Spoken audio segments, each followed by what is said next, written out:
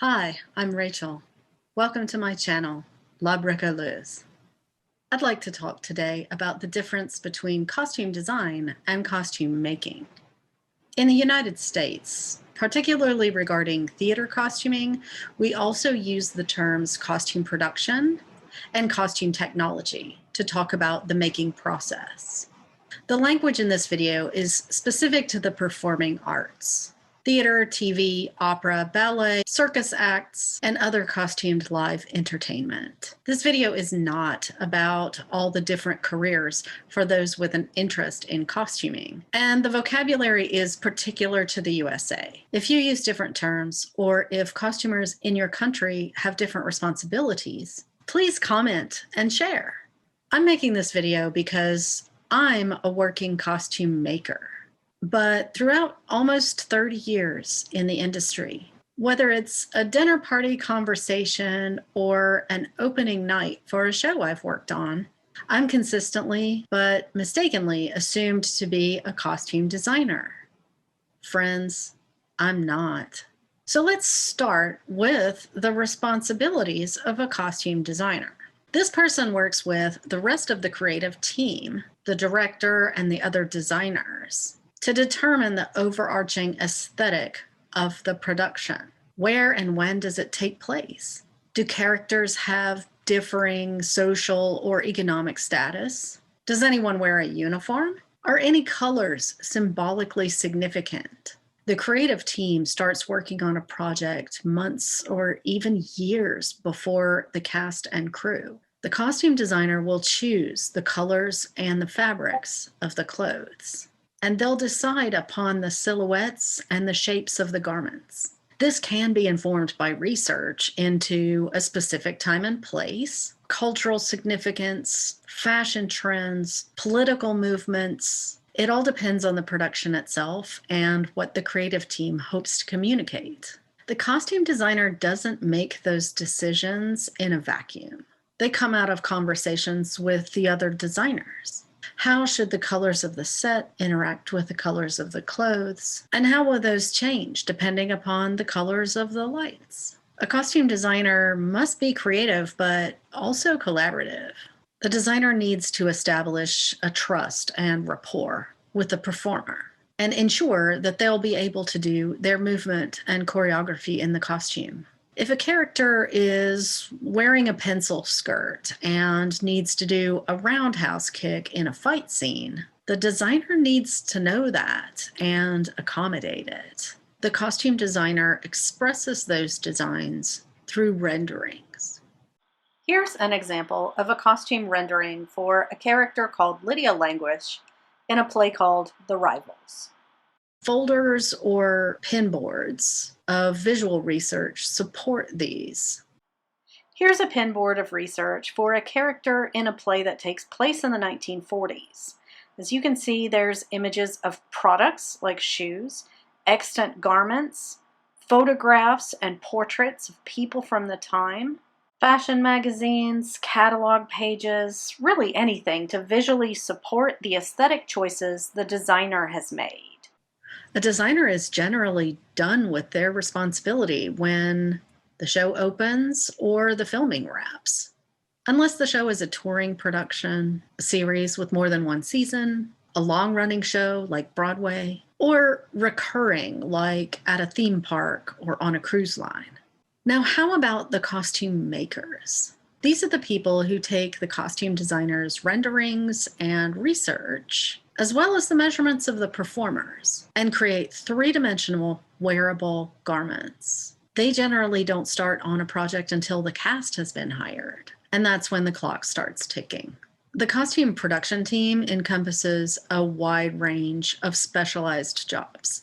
I'm working on a video about what all of those are, but for now, it's enough to know that this team makes the patterns, dyes the fabric, sews the garments, buys the accessories, and anything else needed to actualize the design. As a crafts artisan, which is my job title, I'm a member of this production team.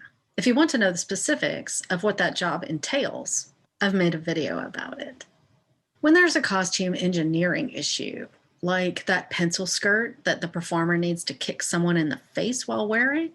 The costume production team are the people who figure out how to modify the garment to accommodate the choreography while maintaining fidelity to the designer's desired silhouette. Have you heard of a skirt with kick pleats? That's one way to kick someone in the face in a slim skirt. Costume makers need to do research too. A designer may have opinions on something like where the seam lines go in the back of a bodice, or they may leave it up to the pattern maker to determine that. In a case like this, if a costume is from a specific time and place, and the pattern maker has an interest in fidelity to historical accuracy, researching seam placement is on them. For long-running Broadway shows, anytime a role is recast, a new costume must be made. The designer may return for fittings on that new costume, or they may delegate that responsibility to an assistant. The maker, though, has a whole new project to work on.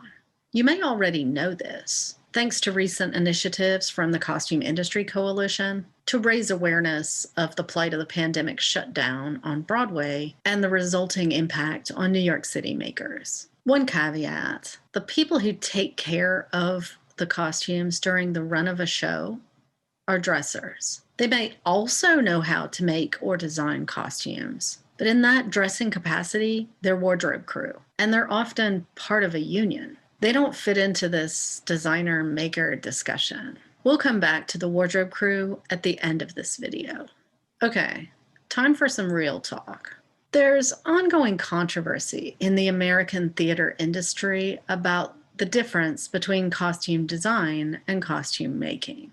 Particularly as we emerge from the pandemic pause, small regional companies and professional summer stock theaters are increasingly conflating the two into a one-person department. Design the costumes, draft the patterns, sew the clothes, make the hats, and dress the show. Friends, that's 5 different jobs at a professional theater. This is not to say that costume designers can't make costumes or that makers can't design them. We all have a long list of skills and talents. And granted, the one-person costume department might function fine for a 4-person cast modern dress with 1 costume each. But too many companies want a period spectacular with a cast of 30, costumed by a single designer with no assistants. On top of that, these are often white majority companies with pithy diversity statements about